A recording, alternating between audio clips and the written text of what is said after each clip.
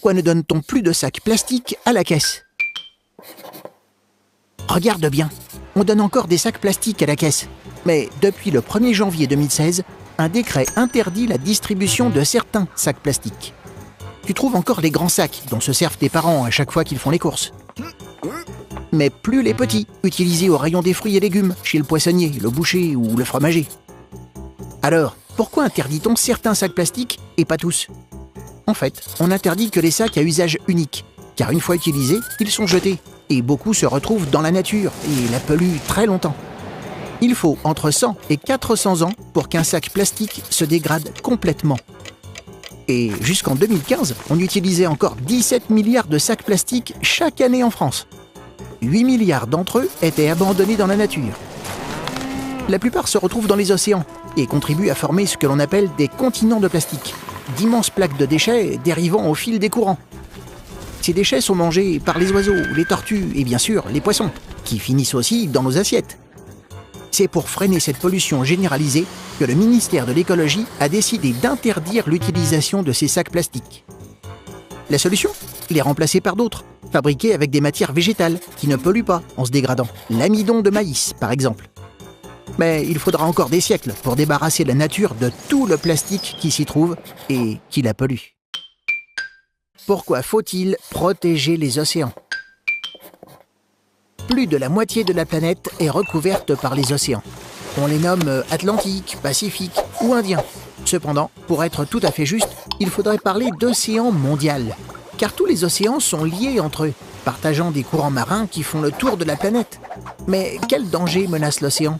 D'abord, il faut savoir que l'océan abrite des ressources naturelles de grande valeur, comme du poisson ou du pétrole. Certaines entreprises puisent trop dans ces réserves, ou polluent énormément quand ils le font. De plus, l'essentiel du transport de marchandises est fait par d'énormes bateaux qui parcourent les océans, causant encore davantage de pollution. Enfin, les changements climatiques perturbent l'équilibre de l'océan, ce qui met en danger les animaux qui y vivent. Or, l'océan mondial n'est pas seulement essentiel pour les animaux marins, il est essentiel pour toute la planète. L'océan produit la moitié de l'oxygène du globe. À sa surface vivent des algues microscopiques qui capturent le CO2 et rejettent de l'oxygène. La pollution et le réchauffement climatique perturbent ces algues, qui capturent moins de CO2, ce qui augmente le réchauffement climatique, et ainsi de suite. Ces algues sont aussi la base de l'alimentation de minuscules animaux, qui eux-mêmes alimentent de plus gros poissons.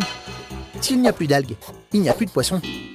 Tout est lié, comme les océans sont liés entre eux, et comme notre vie sur la planète est liée à la bonne santé des océans. Comment on lutte contre les feux de forêt? En mai 2016, dans l'ouest du Canada et dans l'une de ses principales villes, Fort McMurray, un gigantesque incendie a brûlé près de 200 000 hectares. Et un hectare, c'est presque la taille d'un terrain de foot. Toi, tu entends parler de feux de forêt, surtout en été, autour de la Méditerranée, là où il fait chaud et sec. Mais sais-tu que des gens luttent toute l'année contre les feux de forêt? Entre janvier et mai 2016, les pompiers français ont éteint 370 incendies. Pourtant, le meilleur moyen de lutter contre les feux de forêt, c'est de les empêcher. Des experts étudient le sol, les plantes, les arbres. Plus c'est sec, mieux ça brûle. Les météorologues surveillent la chaleur, la pluie et surtout le vent, qui pousse le feu très loin. Ensemble, chaque jour, ils dressent la carte des risques d'incendie partout en Europe. Dans les zones à risque, il faut expliquer aux gens de ne pas faire de feu ni jeter de cigarettes. Des pompiers restent sur place, en camion, en avion, en hélicoptère, prêts à intervenir. Car le feu avance très vite. Le but est de l'éteindre en 10 minutes, avant qu'il ne grandisse. Dès qu'un feu est signalé, l'hélicoptère surveille sa taille et son avancée.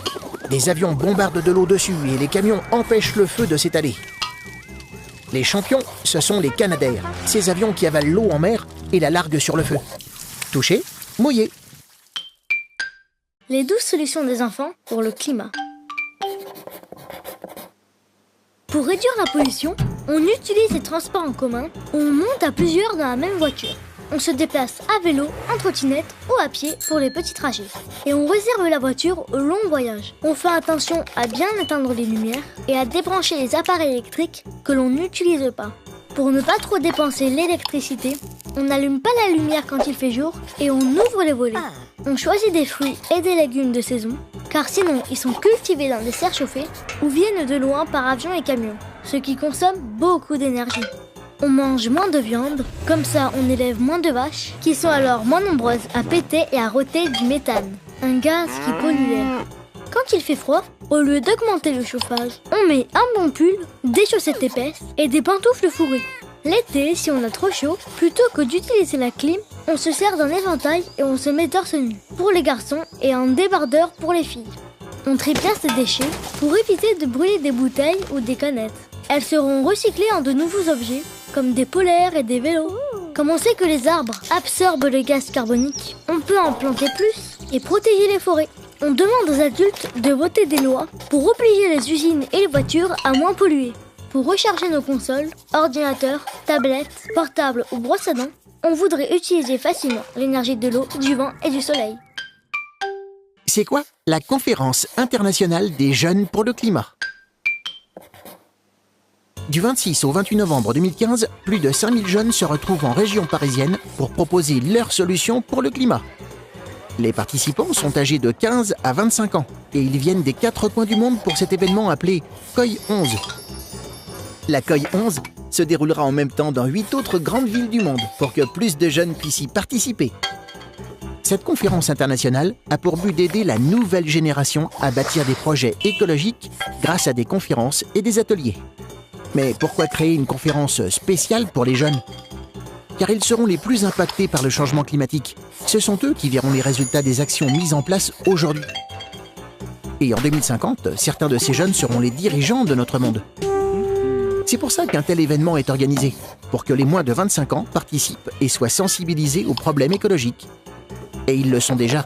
La plupart des jeunes sont alarmés par l'avenir de la planète et souhaitent agir pour sa protection. Quand on leur donne la parole, leurs propositions sont tout aussi intéressantes que celles des adultes. Par exemple, un collège de Douai, dans le Nord, propose au supermarché de réserver un étal aux fruits et légumes locaux. Ou un inventeur de 21 ans, Boyan Slat, a imaginé un système efficace pour nettoyer les océans de la pollution plastique. Tous les jeunes ont leur mot à dire pour lutter contre le réchauffement climatique, car c'est à eux d'inventer la vie de demain. C'est quoi le gaspillage alimentaire? C'est quand on jette à la poubelle de la nourriture encore bonne à la consommation. Les producteurs, les industriels, les grandes surfaces, les restaurants, les consommateurs comme toi et moi, on est tous responsables de ce gaspillage. En France, chaque année, plus de 7 millions de tonnes d'aliments sont ainsi jetés à la poubelle. Mais pourquoi gaspillons-nous autant? Souvent, les aliments sont jetés car ils sont considérés comme invendables, comme les légumes trop petits, avec des défauts, ou parce que leur date limite de consommation est dépassée. Jusqu'à présent, la plupart des grandes surfaces jetaient les denrées dont la date de consommation indiquée sur l'étiquette arrivait à terme. Et pour être sûr que personne ne récupère ces aliments, ils étaient aspergés d'eau de javel dans les poubelles. Cela représentait près de 20 kilos de nourriture gaspillée tous les jours par chaque supermarché en France. Mais le 21 mai 2015, l'Assemblée nationale a voté des mesures contre le gaspillage alimentaire. Maintenant, les grandes surfaces doivent donner leurs aliments invendus à des associations pour que les plus pauvres puissent en profiter. Si ces denrées ne sont plus assez bonnes pour les humains, elles sont transformées en aliments pour animaux ou en compost, en engrais pour l'agriculture.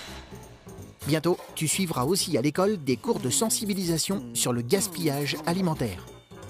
Et oui, n'oublions pas que chacun de nous jette chaque année en moyenne 20 à 30 kilos de nourriture, dont 7 kilos encore emballés. Pourquoi certaines cantines proposent un menu végétarien? Depuis la rentrée, les cantines scolaires de certaines villes comme Lyon ou Toulouse proposent des menus végétariens, c'est-à-dire sans viande.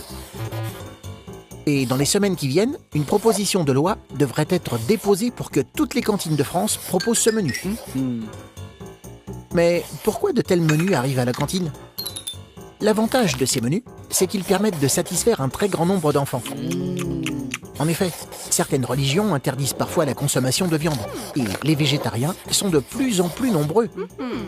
En supprimant la viande d'un menu, cela permet à tous les enfants de manger un repas complet.